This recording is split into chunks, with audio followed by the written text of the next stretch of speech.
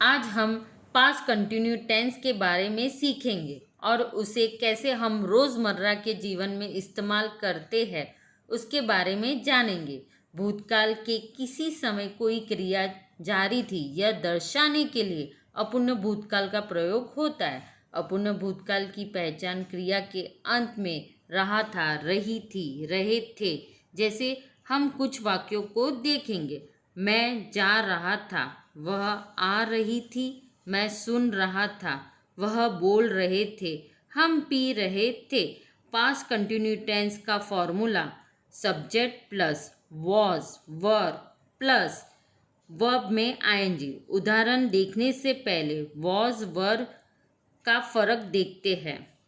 किसी भी एक वचन सिंगुलर सब्जेक्ट के साथ जैसे आई, ही, शी, इट के साथ वॉज का प्रयोग किया जाता है। बहुवचन प्लूरल में यू, वी, दे के साथ हमेशा वर का प्रयोग होता है। अब कुछ हिंदी के वाक्यों को फॉर्मूला की सहायता से इंग्लिश के वाक्यों को सीखेंगे। मैं जा रहा था, आई वॉज गोइंग। वह आ रही थी, शी वॉज कमिंग। मैं सुन रहा था, आई वॉज लिसनिंग। वह बोल रहे थे, दे वर स्पीकिंग। हम पी रहे थे, we were drinking. Past continue tense बहुत ही आसान है। पास्ट कंटिन्यू टेंस का प्रयोग हमारे रोज जीवन में होता है। जैसे मेरा दोस्त मुझे मिला, मुझे पूछ रहा है मैंने तुझे इतने कॉल किए, तो फ़ोन क्यों नहीं उठा रहा था। तब मैंने उसे बताया कि तूने जब फ़ोन किया तब मैं कुछ कर रहा था।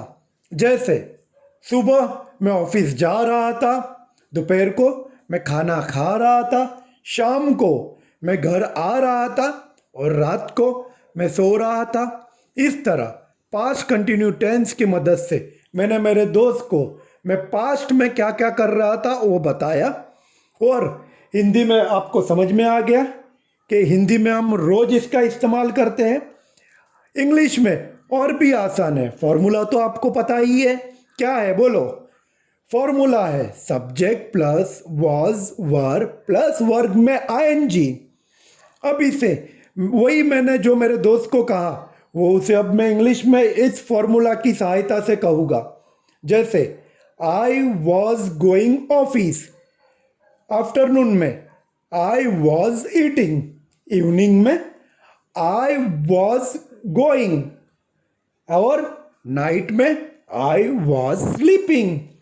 फॉर्मूले की मदद से मैंने इसे इंग्लिश में भी बना दिया और मेरे दोस्त को भी बोल दिया। ये फॉर्मूला आपको भी इस्तेमाल होगा जब ऐसी सिचुएशन आएगी।